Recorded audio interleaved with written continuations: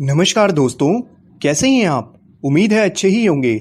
दोस्तों, हमारी आज की वीडियो का टाइटल है मेरे संग की औरतें, जिसकी लेखिका है मृदुला गर्ग। दोस्तों, मेरे संग की औरतें मृदुला गर्ग द्वारा लिखित बहुत सुंदर रचना है। यह रचना विभिन्न स्त्रियों के साहस, उनकी विचारधारा, उनके जीवन जीने के तरीके और उनके आत्मविश्वास का परिचय देती है। इस रचना में 4 पीढ़ियों की स्त्रियों का उल्लेख मिलता है। लेखिका इस कहानी में अपनी परदादी, नानी, माँ, अपनी बहनों और समय का उल्लेख करती है। ये पूरा पाठ स्त्री जीवन पर आधारित है। समय के व्यक्तित्व को बनाए रखते हुए समाज में रहना और लीक से हटकर कार्य करना हैरान करता है और अन्य स्त्रियों को भी प्रेरित करता है। तो आइए दोस्तों, शुरू करते हैं। इस कहानी को वर्णित करते हुए लेखिका कहती है कि उनकी एक नानी थी जिन्हें उन्होंने कभी नहीं देखा।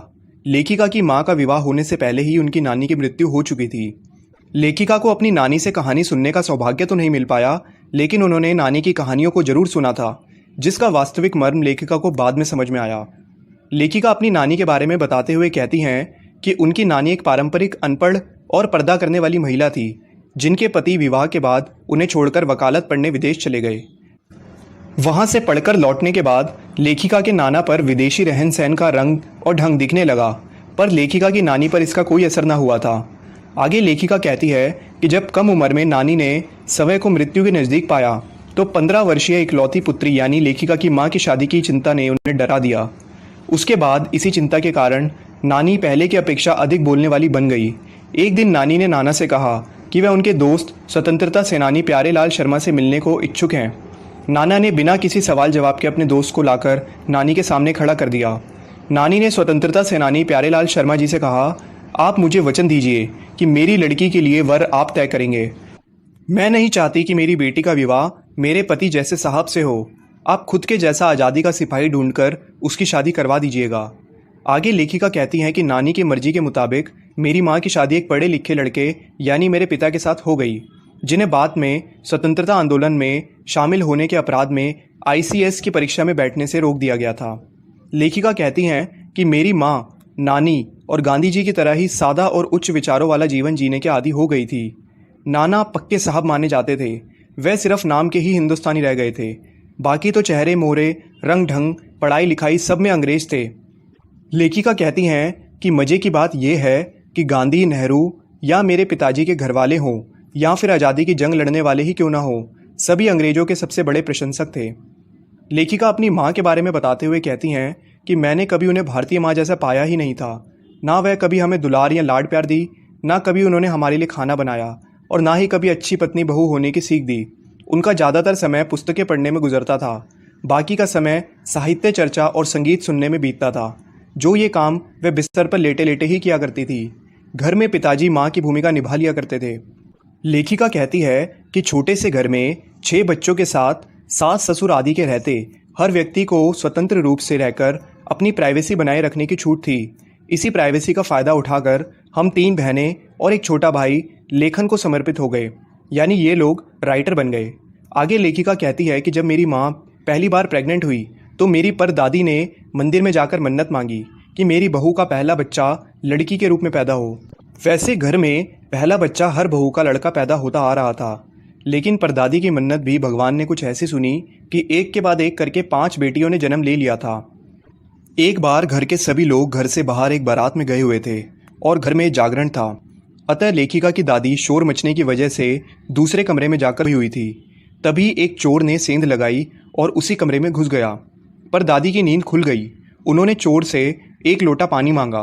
बूढ़ी दादी के हट के आगे चोर को झुकना पड़ा और वह कुएं से पानी ले आया, पर दादी ने आधा लोटा पानी खुद पिया और आधा लोटा पानी चोर को पिला दिया और कहा कि अब हम माँ बेटे हो गए, अब तुम चाहे चोरी करो या खेती करो। उनकी बात मानकर चोर बेचारा चोरी छोड़कर खेती करने लगा।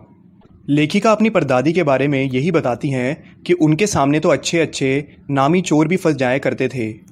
लेखिका ने बाद में जब उस चोर को देखा तो वह भला मानुस सीधा साधा बूढ़ा लगा। जब 15 अगस्त 1947 को भारत आज़ादी के जश्न में डूबा हुआ था, तब लेखिका बीमार हो गई थी। वह उस समय 9 साल की बच्ची थी। लेखिका के बहुत रोने धोने पर भी उसे इंडिया गेट जाकर जश्न में शामिल होने नहीं दिया गया। लेखिका और उसके पिताजी के अलावा घर के सभी लोग बाहर जा चुके थे। बाद में पिताजी ने उसे ब्रदर्स कारामजोव नामक उपन्यास पकड़ा दिया। उसके बाद लेखिका उपन्यास पढ़ने में व्यस्त हो गई थी और पिताजी अपने कमरे में अपनी किताबें पढ़ने लगे थे। आगे लेखिका कहती हैं कि ये उसकी परदादी जी की मन्नत का ही प्रभाव रहा होगा कि लेखिका और उसकी 4 बहनें लड़की होकर भी किसी हीन भावना का शिकार नहीं हुए। लेखिका कहती है कि पहली लड़की जिसके लिए परदादी मन्नत मांगी थी वह मैं नहीं बल्कि मेरी बड़ी बहन मंजुल भगत थी, जिसका घर का नाम रानी था। दूसरे नंबर पर मैं थी और मेरा घर का नाम उमा था। उसके बाद मुझसे छोटी बहन का नाम है गौरी, जिसे बाहर से सब चित्रा के नाम से जानते थे। वो राइटर नहीं थी। उसके बाद 2 छोटी बहनों का नाम रेणु और अचला था। हम 5 बहनों के बाद एक भाई हुआ जिसका नाम राजीव था। लेखिका कहती है कि वक्त की मांग को ध्यान में रखकर मेरी बहन अचला अंग्रेजी में लिखती है और भाई राजीव हमारी ही तरह हिंदी में लिखता है। आगे लेखिका कहती है कि विवाह के पश्चात मैं बिहार के एक छोटे कस्बे जिसका नाम डालमिया नगर था वहाँ रही, जहाँ की एक अजीब बात थी कि मर्द औरतें फिर चाहे वह पति पत्नी ही क्यों ना हो, पिक्चर देखने भी जाते तो अलग अलग जगहों पर बैठते थे। मैं दिल्ली से कॉलेज की नौकरी छोड़कर वहाँ पहुँची थी और नाटकों में अभिनय करने की शौकीन रही थी। लेखिका कहती है कि मैंने वहाँ के चलन से हार नहीं मानी। लगभग साल भर के अंदर उन्हें शादीशुदा औरतों को पराये मर्दों के साथ नाटक करने के लिए मना लिया था। वहाँ अगले 4 साल तक हमने मिलकर कई नाटकों में काम किया। अकाल राहत कोष के लिए भी उन्हीं के माध्यम से पैसा भी जुटाया। बाद में मैं कर्नाटक चली आई थी। तब तक मेरे 2 बच्चे हो चुके थे जो स्कूल जाने लायक की उम्र में पहुँच रहे थे। पर लेखिका कहती है कि वहाँ कोई बढ़िया गुणवत्ता युक्त स्कूल नहीं था। उसके बाद लेखिका ने अपने बलबूते पर प्राइमरी स्कूल खोला, जिसमें उनके और अन्य अफसरों के बच्चों ने अपनी पढ़ाई की तथा भिन्न भिन्न शहरों के अलग अलग विद्यालयों में दाखिला लिया। विद्यालय खोलकर लेखिका ने दिखा दिया कि वह अपने प्रयास में कभी असफल नहीं हो सकती। लेकिन लेखिका स्वयं को अपनी छोटी बहन रेणु से कमतर आंकती थी। वह एक अन्य घटना का स्मरण करते हुए लिखती हैं कि दिल्ली में 1950 के अंतिम दौर में 9 इंच तेज बारिश हुई तथा चारों तरफ पानी भर गया था। रेणु की स्कूल बस नहीं आई थी। सबने कहा कि स्कूल बंद होगा, अतः वह स्कूल ना जाए, लेकिन वो नहीं मानी। अपनी धुन की पक्की वह 2 मील पैदल चलकर स्कूल गई और स्कूल बंद होने पर वापस लौट कर आई।